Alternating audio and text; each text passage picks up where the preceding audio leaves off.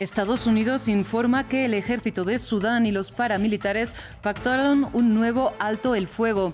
Después del fracaso de las treguas precedentes, miles de civiles están atrapados y sin suministros, mientras las potencias extranjeras evacúan a sus nacionales.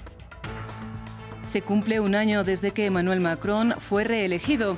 Después de forzar la aprobación de la reforma pensional, el presidente francés entra en el segundo año de su segundo mandato, en el momento más bajo de su popularidad desde las protestas de los chalecos amarillos. En Perú, lectura de cargos en la audiencia de Alejandro Toledo. La justicia peruana investiga al expresidente extraditado ayer desde Estados Unidos de recibir sobornos millonarios a cambio de licitar obra pública a la empresa Odebrecht. Conectamos con Lima.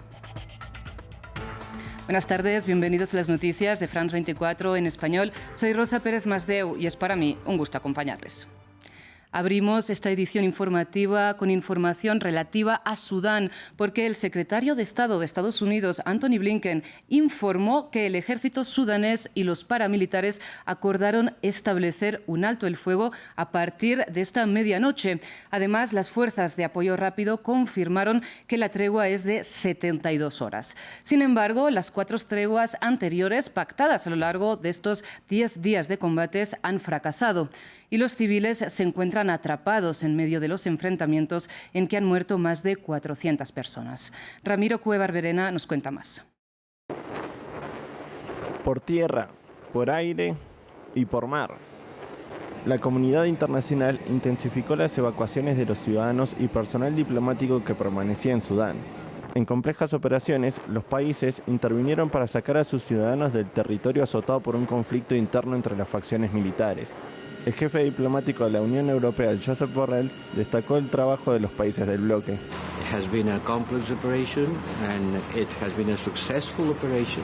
Ha sido una operación compleja y exitosa. En primer lugar, 21 funcionarios del personal de la Unión Europea ya están en Europa y muchos más ciudadanos de la Unión Europea y otros ya están fuera de Sudán. Son más de 1,000 personas que ya están seguras. Out of Sudan. I cannot give you the concrete figures, more than 1,000 people for sure. Quiero agradecer especialmente a Francia por evacuar a nuestra gente y quiero agradecer los esfuerzos conjuntos de muchos países que sacaron a sus nacionales, pero también a todos los nacionales que pudieron elegir. Many countries that took their national, but also all nationals that they could pick. Las evacuaciones, que incluyen a ciudadanos sudaneses que huyen hacia países vecinos como Egipto, se completaron casi sin incidentes. Un convoy francés fue atacado por un tirador del ejército regular mientras era escoltado por paramilitares y dejó un civil herido. Algunos evacuados han llegado a sus países de origen, pero la mayoría fue trasladada a Djibouti, un pequeño territorio de la región que alberga instalaciones militares extranjeras. Thank God, I'm safe. That's the first thing. My family is safe. Gracias a Dios estoy a salvo. Eso es lo principal. Mi familia está a salvo. Me gustaría agradecer a las Fuerzas Especiales de Francia por la increíble misión. No es fácil evacuar a tus propios ciudadanos y a los ciudadanos de otras nacionalidades. Nunca vi un plan tan eficiente y brillante. No soy militar, pero esto fue ejecutado a la perfección. Puede ver que ninguna vida se perdió. Todo el mundo está a salvo.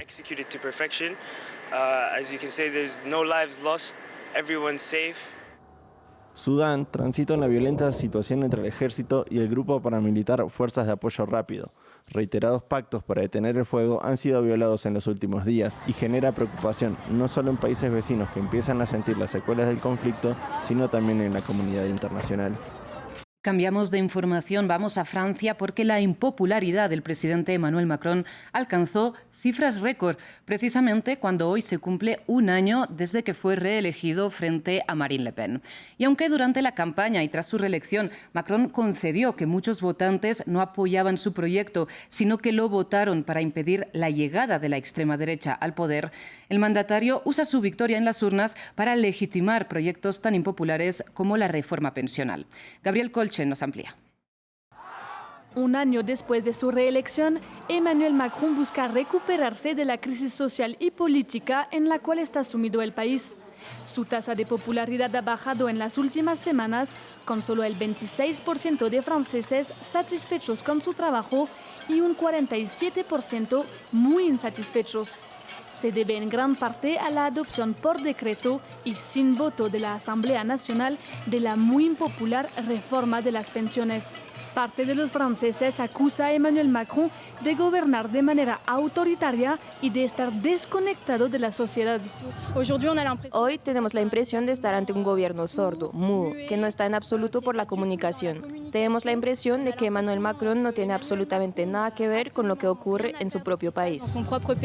Si su gobierno ha logrado bajar la tasa de desempleo y ha empezado a reindustrializar el país, estos efectos no se sienten. La inflación sigue arriba de 5% y el poder adquisitivo se ve muy afectado a pesar de las ayudas del gobierno. Finalmente, el jefe de Estado no logra imponerse como intermediario en la escena internacional. Sus intentos de dialogar con los mandatarios ruso y chino para encontrar una solución a la guerra en Ucrania no han dado frutos. Recientemente también fue criticado por sus declaraciones sobre Taiwán y su llamado a ser independiente de Estados Unidos sobre esta cuestión.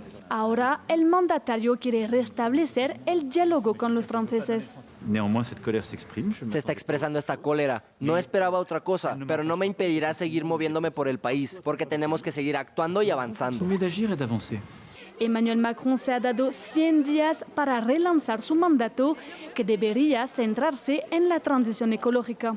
El jefe de Estado buscará adoptar nuevas reformas, pero sin mayoría en la Asamblea Nacional y con un fuerte descontento social, los 3 años que le quedan pueden ser desafiantes. Y el Ministerio de Relaciones Exteriores de China ha declarado en un comunicado que respeta la integridad territorial de todos los países.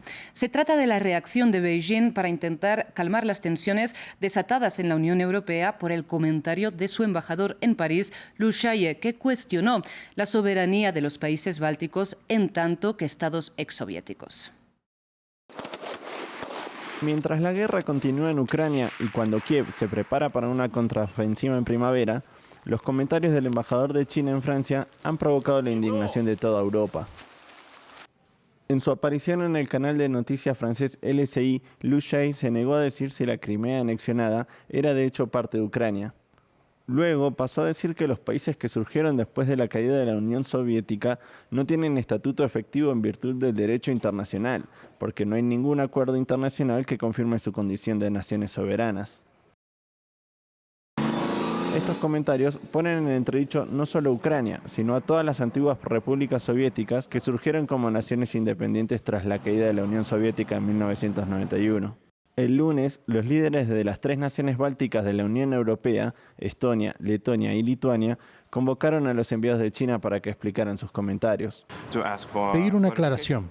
Sí ha cambiado la posición de China sobre la independencia y recordarle que no somos países postsoviéticos, somos los países que fueron ocupados ilegalmente por la Unión Soviética. El máximo responsable de política exterior de la Unión Europea, Josep Borrell, calificó de inaceptables las declaraciones del enviado chino y dijo que el bloque también quería una explicación. El lunes, el Ministerio de Asuntos Exteriores de Beijing trató de calmar la polémica, retractándose de los comentarios del embajador. La posición de China sobre las cuestiones relevantes no ha cambiado. China respeta el estatus de soberanía de los países de la antigua Unión Soviética tras la disolución de la Unión Soviética. No es la primera vez que Liu desata la polémica. En 2021 se peleó en las redes sociales con un investigador francés, al que llamó pequeño matón y troll. También ha arremetido contra un grupo de legisladores franceses que se plantean viajar a Taiwán, que China considera parte de su territorio. Y después de cruzarse duros discursos en el Consejo de Seguridad de la ONU sobre la invasión rusa a Ucrania y el papel de Occidente y Estados Unidos, el secretario general de la ONU, Antonio Guterres, y el ministro de Exteriores ruso, cuyo país preside este mes el Consejo de Seguridad, se reunieron. Guterres entregó a Lavrov una carta para el presidente ruso Vladimir Putin para extender y mejorar el acuerdo de exportación de cereales ucranianos por el Mar Negro. Rusia se ha mostrado reacia a prolongar el pacto si no se facilitan sus exportaciones de fertilizantes, preocupación de la que Guterres tomó nota. También se enviaron cartas a los otros 2 países firmantes del acuerdo. Hablamos de Ucrania y de Turquía. Y en España, este lunes, fueron exhumados los restos de José Antonio Primo de Rivera, fundador del partido fascista La Falange. La exhumación se ejecuta en cumplimiento de la nueva Ley de Memoria Democrática, que impide que cualquier figura vinculada al golpe militar de 1936 sea enterrada en un lugar público ni que se le rindan homenajes. Desde Madrid, Marina Colorado con los detalles. España avanza en el cumplimiento de la Ley de Memoria Democrática que desde octubre de 2022 condena por primera vez explícitamente el golpe de Estado que desencadenó en la Guerra Civil Española entre 1936 y 39 y la posterior dictadura. Los restos mortales de una de las figuras principales del fascismo español, José Antonio Primo de Rivera, fundador de la Falange Española y fusilado por el bando republicano en el 36, han sido trasladados a un cementerio de Madrid desde la Basílica del Valle de los Caídos, un mausoleo católico construido por presos políticos durante la dictadura de Francisco Franco y que el Gobierno quiere ahora reconvertir en un lugar de homenaje y reconocimiento de todas las víctimas de la Guerra Civil Española. La exhumación de Primo de Rivera se celebró por voluntad de la familia y a puertas cerradas, aunque a la llegada al cementerio en el centro de Madrid se dieron altercados entre policía y unos 200 falangistas que quisieron entrar al recinto. 3 de ellos fueron detenidos. Este es otro paso más tras la exhumación en 2019 del dictador Franco, enterrado en el Valle de los Caídos tras su muerte en 1975. En el monumento del ahora conocido como Valle de Cuelgamuros, a unos 50 kilómetros de la capital española, hay enterradas más de 33.800 personas pertenecientes a ambos bandos que murieron durante el conflicto. El siguiente paso del Gobierno será exhumar los restos de 118 personas asesinadas por los franquistas que han sido reclamados por sus familiares. Y vamos ahora a Perú, donde esta tarde se celebra la audiencia de lectura de cargos al expresidente Alejandro Toledo, que recordemos fue extraditado ayer desde Estados Unidos, solicitado por las autoridades peruanas que lo investigan por el presunto cobro de sobornos millonarios a cambio de licitar obra pública a la empresa Odebrecht durante su mandato presidencial. Conectamos ahora con nuestro corresponsal en Lima, Francisco Zacarías. Francisco, hola de nuevo. ¿Qué detalles tenemos? Buenas tardes. En la audiencia de control de acusación, el expresidente Alejandro Toledo ha negado presentarse ante el juez Richard Concepción. El abogado de Toledo, Roberto Su, ha señalado que Alejandro Toledo no se encuentra en buenas condiciones tras su ingreso a la cárcel de Barbadillo. En la audiencia de hoy, la Fiscalía tiene previsto presentar pruebas, documentos y testimonios de testigos que incriminan directamente a Alejandro Toledo en el presunto recibimiento de 35 millones de dólares de coimas de la empresa brasileña Odebrecht, pero la defensa de Toledo ha manifestado que va a presentar 40 observaciones a la acusación de la Fiscalía por colusión agravada y lavado de activos. Hay que señalar que la Corte se está tomando un tiempo para revisar las pruebas, los expedientes y la documentación de este caso que ya lleva algunos años. Existe relativa demora, es cierto, y precisamente por esto el presidente del Congreso, José Williams, le pide a la justicia peruana acelerar el juzgamiento de Alejandro Toledo. Y es justamente este tiempo valioso que la defensa de Toledo quiere usar para llegar a acuerdos con el Ministerio Público. Precisamente algunos medios señalan que la fiscal general de Perú, Patricia Benavides, le habría ofrecido a Alejandro Toledo brindarle el perdón total si es que el exgobernante se acoge a la colaboración eficaz. Justamente en las últimas horas conversamos con Fernando Toledo y nos afirma que el exmandatario se siente muy seguro de salir en libertad. Francisco, muchas gracias por este reporte. Iremos actualizando toda la información de Perú, pero cambiamos de tema porque en la capital de Haití una multitud de personas golpeó y quemó con gasolina a 13 presuntos pandilleros hasta matarlos.